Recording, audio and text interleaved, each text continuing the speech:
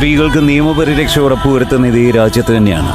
സ്ത്രീകളുടെ social media ഫെയിമിന് വേണ്ടി പുരുഷന്മാരെ കേവലം ഒരു യൂസ് ആൻഡ് ത്രോ ടൂളാക്കുന്നത്.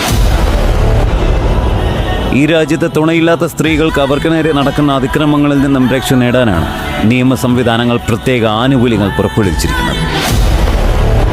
പക്ഷെ അർഹിച്ച കരങ്ങളിലേക്ക് ആ നിയമ സംവിധാനങ്ങൾ വഴി എത്തേണ്ട നീതി എത്തുന്നുണ്ടോ എന്ന് ചോദിച്ചാൽ മറുപടി മൗനം മാത്രമായിരിക്കും. കാരണം ഇന്ന് ആ നിയമങ്ങൾ കൊണ്ട് തിന്നുകൊഴുത്ത് ജീവിക്കുന്നത് കാലം ഇത്രയും ചോര നീരാക്കി തീറ്റിപ്പോറ്റി വളർത്തിയ തന്തയ്ക്ക് നേരെ പോലും സോഷ്യൽ മീഡിയ ഫെയിമിന് വേണ്ടി ആരോപണം ഉന്നയിച്ച് അതിലൂടെ ജീവിതത്തിൽ ഇന്ന് വരെ കാണാത്ത ആളുകളുടെ സിമ്പതിയെ സോഷ്യൽ മീഡിയ ലൈക്കുകളായിട്ടും ഫോളോ റിക്വസ്റ്റുകളായിട്ടും കൺവേർട്ട് ചെയ്ത് പെയ്ഡ് പ്രൊമോഷൻ നേടിയെടുക്കാൻ ഓടുന്ന നെറികെട്ട വർഗങ്ങളാണ്.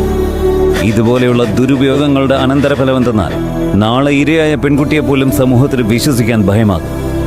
അതിലൂടെ തെറ്റ് ചെയ്തവൻ സ്വയം പുണ്യാളനായി മാറുകയും ചെയ്യും. അതിനും കാരണം ഒരു സ്ത്രീ തന്നെയാണ്. സ്വാർത്ഥ ലാഭത്തിനു വേണ്ടിയും നിരപരാധിയായ പുരുഷന്റെ ജീവിതം നശിപ്പിക്കാൻ വേണ്ടി കച്ചകെട്ടി ഇറങ്ങുന്ന ക്രിമിനൽ സ്വഭാവമുള്ള സ്ത്രീ.